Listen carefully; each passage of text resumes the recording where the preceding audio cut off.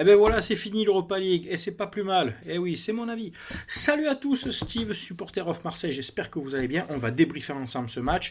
Lazio de Rome, OM, quatrième journée de phase de poule d'Europa League, défaite 2-1 à Rome, c'est parti. Tout d'abord, pour commencer, l'ambiance vite fait, tu le sais avec moi, bon, il n'y en avait pas, puisqu'il n'y avait pas nos ultras, ce qui n'est pas plus mal, ils se sont évité un déplacement à Rome, éviter des frais, éviter peut-être des affrontements et des incidents qui nous seraient encore retombés dessus, mais surtout ils ont évité la honte aux supporters romains, parce que quand je vois l'ambiance qu'il y avait à Rome, heureusement que nos 300 ou 400 ultras n'ont pas fait déplacement, parce qu'ils leur auraient donné une leçon de supporterisme en tribune. C'est ça l'ambiance de Rome. L'année dernière, moi j'allais voir des matchs d'Europa League, on n'était que 5-6 000 hein, contre Guimarães, etc. On faisait beaucoup plus de bruit que ça. Enfin bon, passons.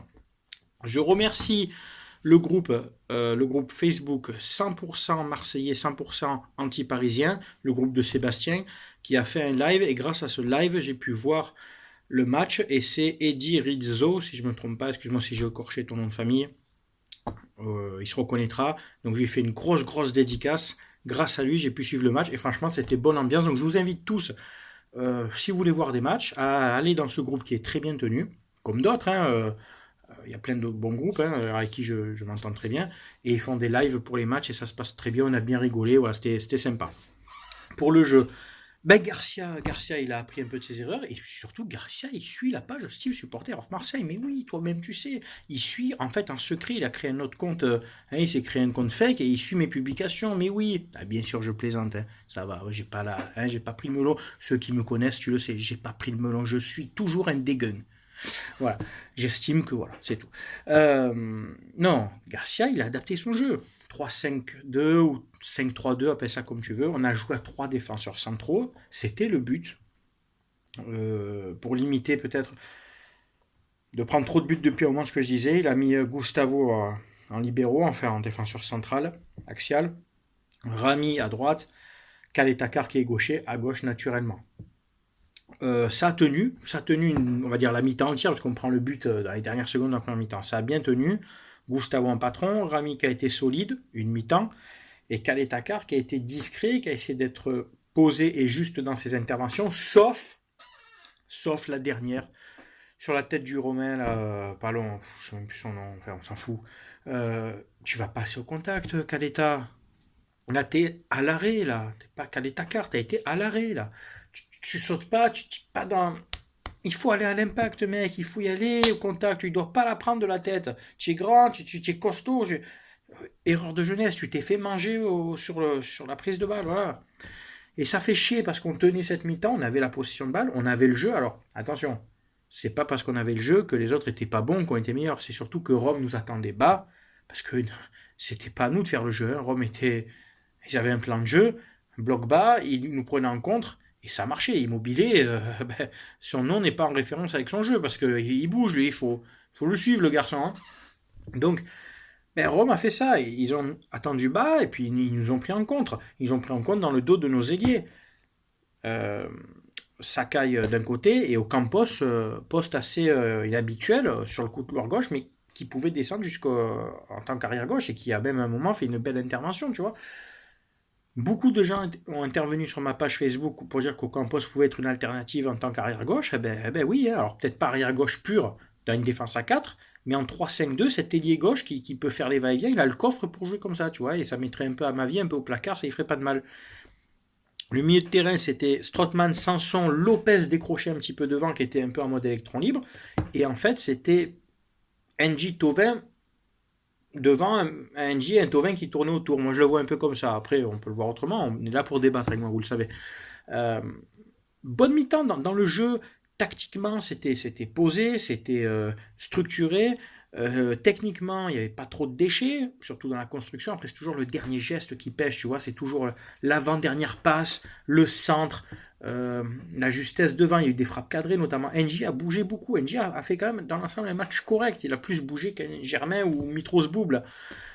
Après, c'est un manque de réussite des fois, c'est des choix, pas des bons choix. Bah, après, il faut dire, il a peu de temps de jeu, donc mais je vais pas l'enfoncer. NJ, là, il a essayé, il a proposé au moins, il a couru, il a fait des appels. Il avait un Thauvin autour de lui, bon, Thauvin qui a pris pas mal de coups, et puis aussi qui est un peu souvent par terre, quoi. Flo, au bout d'un moment, comme il disait l'autre, muscle ton jeu, Flo, hein, parce que franchement, on dirait Neymar, quoi, hein, mais avec le talent en moins, quoi. Et ouais, je suis malheureux, mais il faut le dire, quoi. Enfin bon, le milieu de terrain, c'est assez costaud, Strootman Sanson, il récupérait pas mal de ballons, il y avait beaucoup d'efforts, beaucoup de bonne agressivité, ça changeait de ce qu'on a vu à Montpellier. Je pense que les joueurs ont un peu été piqués dans leur amour propre, je sais pas ce qui s'est dit dans le vestiaire ou dans le club, si ça a gueulé dans les instances plus hautes, mais tant mieux si c'est le cas, il fallait vraiment qu'il se bouge. Après, je vais vous dire, bon, on perd à Rome. Dans le contenu, bon, il n'y a pas tellement de honte, hein, voilà. Mais la qualification, enfin la phase de poule Europa League, c'est pas à Rome qu'on a perdu, parce que perdre 2-1 à Rome, pour moi en soi, il n'y a pas de honte, quoi. On a fait à peu près jeu égal, enfin, tu vois. Non, c'est quand tu fais match nul à Limassol, et surtout chez toi contre Francfort et la Lazio, tu ne tires pas au moins le match nul. C'est vrai que Francfort, on ne les attendait pas, mais ils sont là, tu vois, c'est une bonne équipe.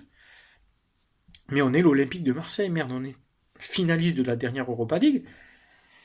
On sort en phase de poule, alors il reste 2 matchs, s'il vous plaît les gars, ne nous faites pas honte. Vous allez battre Limassol à domicile, c'est le minimum. Et puis à Francfort, eh ben, tu vas essayer de me sortir le même match que contre Rome. Et si tu peux gratter un petit match nul parce que Francfort sera, je pense, déjà qualifié, bon, ça limitera un peu, tu vois, si on peut sortir de cette phase de poule avec 5 points, tu vois. Je dis pas que c'est super, mais ça limite la honte, tu vois. Enfin voilà. Et puis après, bon, la deuxième mi-temps, Rome joue un peu plus haut. Nous, peut-être un peu de fatigue aussi, l'accumulation. Et puis Rome pousse, et puis un beau mouvement. Voilà, la justesse technique, elle fait la différence là. Un bon ballon dans la défense, entre deux, ça passe entre les jambes de Rami que je trouve de plus en plus lourd, les gars. Ouais, je le trouve lourd. Et puis ben, l'autre face à face, Pelé, il peut pas faire grand-chose. Pelé, d'ailleurs, j'en ai pas parlé, mais qui a fait un match correct, hein, qui est plus explosif que Mandanda, je trouve, qui fait des bonnes sorties, notamment en première mi-temps, il fait une grosse sortie de la tête que Mandanda n'aurait jamais faite. Et puis, bon, il a fait quelques arrêts au sol qui sont pas évidents, tu vois. Donc Pelé, je le crédite d'un match plus que correct, surtout qu'il joue pas souvent, donc tu vois, il n'a pas l'accumulation du temps de jeu. Et puis voilà, euh, on prend ce deuxième but, après on a un peu tu vois, cette hargne derrière pour aller un peu chercher, tu vois, il y a un peu cet amour propre. Alors Sanson récupère un bon ballon au milieu et décale Thauvin, bon Thauvin classique, là du pied droit, croise bien, ça fait 2-1. Puis là on y a cru, on s'est dit allez on va aller au moins chercher le nul pour espérer encore un peu et puis pour sauver un peu l'honneur. Puis non, après c'était un match qui s'est éteint un peu. Il a fait rentrer Payet que j'ai pas trouvé, je l'ai pas vu. Il a rien fait quasiment, il est pas allé chercher trop de ballons, il s'est un peu préservé. Il a fait rentrer Bounassar pour remettre Sakai donc dans une défense à 3, sortir Rami qui était cuit, puis Bounassar qui a pris le couloir, qui a essayé de proposer, qui a percuté un peu, mais pas assez de temps de jeu, et puis il a fait rentrer l'autre. Là, putain. En fait, ce mec-là, même quand il joue 10 minutes, on dirait qu'il est déjà fatigué, qu'il donne pas tout. Mec, Mitros Boub. Oh, Tacos, le Verlan de Costas. Oh, Tacos. Oui, c'est moi qui ai sorti ça en premier. Oui, c'est pas les autres, non. Tacos, Mitros Boub. J'en peux plus de toi. Même quand tu rentres 10 minutes, tu ne cherches pas à faire des efforts. Tu vas même pas chercher les ballons. Tu vas même pas un peu décrocher pour dire voilà, regardez les gars, vous pouvez compter sur moi. Je viens. Non, t'attends encore apathiquement les ballons comme ça. Là. Tu les prends même pas de la tête. Mais vraiment, c'est un leurre ce mec. Quand on me dit, je vois des stats, on me dit il a mis 12 buts la saison dernière. Putain, il en a mis 3 déjà contre Bourg-en-Bresse. Et il y a des buts, c'est Payet qui lui a donné sur des caviars parce qu'il lui faisait mesquine. Il lui a dit tu me fais de la peine. Non, Costas, je n'y crois plus. On a beau dire ce qu'on veut, ouais, non, il les a les bons ballons. Et là, quand il joue 10 minutes, il a rien, il a pas de fraîcheur, il a rien, quoi. Tu vois voilà, c'est d'habitude, je suis pas autant, pas haineux, mais autant déçu par un joueur, mais lui, c'est le Abdenour de l'attaque, quoi. Il t'apporte plus rien, quoi. Alors, ça se voit, il a pas envie d'être à Marseille. Je vous le dis, il a pas envie d'être là. Il faut vite lui trouver un point de chute au mercato d'hiver. Tu le prêtes en Grèce, tu le prêtes au Kazakhstan, tu le prêtes un peu où tu veux. Apparemment, il a des touches en Angleterre. Grand bien lui fasse. La dernière fois qu'il est allé en Angleterre, parce que oui, il est déjà allé regarder un peu son parcours. Il est allé à Fulham. Il est resté 6 mois. Il n'a rien fait. Il n'a rien fait. Alors, il a fait 2 bonnes saisons à l'Olympiakos, dans le championnat grec, et il a fait 2 bonnes saisons à Benfica. Mais c'est tout, quoi. Puis on nous l'a vendu comme. Et en plus, on n'a que 50% des droits du joueur, quoi. L'enculerie totale, quoi. Enfin, voilà. Rien à dire de plus, je suis un peu déçu de la non-rentrée de Radonjic. à la place de Mitroglou, j'aurais préféré. Au moins lui, de par sa fraîcheur, peut-être son allant, son envie, et puis surtout Radonjic qui vient d'un championnat serbe, alors ça va peut-être vous surprendre ou pas, mais à un degré moindre, le championnat serbe se rapproche plus de la Serie A, au niveau du jeu, tactiquement et tout, que de la Ligue 1. Même si la Ligue 1 s'est développée avec des bons clubs, mais c'est surtout toujours une Ligue 1 très physique, tu vois. Le championnat serbe, c'est des joueurs des pays de l'Est, comme il y a en Serie A, c'est plus des défenses, tu vois, comme ça, un peu fermées, c'est tactiquement. Il aurait été peut-être à l'aise, Radonjic, contre la Lazio. Et puis, de toute façon, il n'avait rien à perdre. Tu le fais jouer un petit quart d'heure pour voir un peu, voilà, pour lui donner le temps de jeu. Et puis, contre Dijon, tu lui fais jouer une mi-temps. Mais non, t'as raison, Garcia. En tête-toi avec ton grand grec, là. Ma parole, le mec, il a une dégaine, on dirait un chanteur de jazz, de funk des années 80. En vrai, c'est un des sosies des Easy Top. Sérieux, non. Voilà, rien à dire de plus. Je vous remercie à tous d'avoir suivi mon débrief. Vous le savez, ici avec moi, on parle foot. On est là pour débattre tactique, pour échanger ballon. Vous êtes tous les bienvenus sur ma page. Vous pouvez inviter vos amis. Je remercie encore le groupe donc 100% Marseillais, 100% anti-parisien. Tous les autres groupes qui me suivent et qui partagent mes vidéos.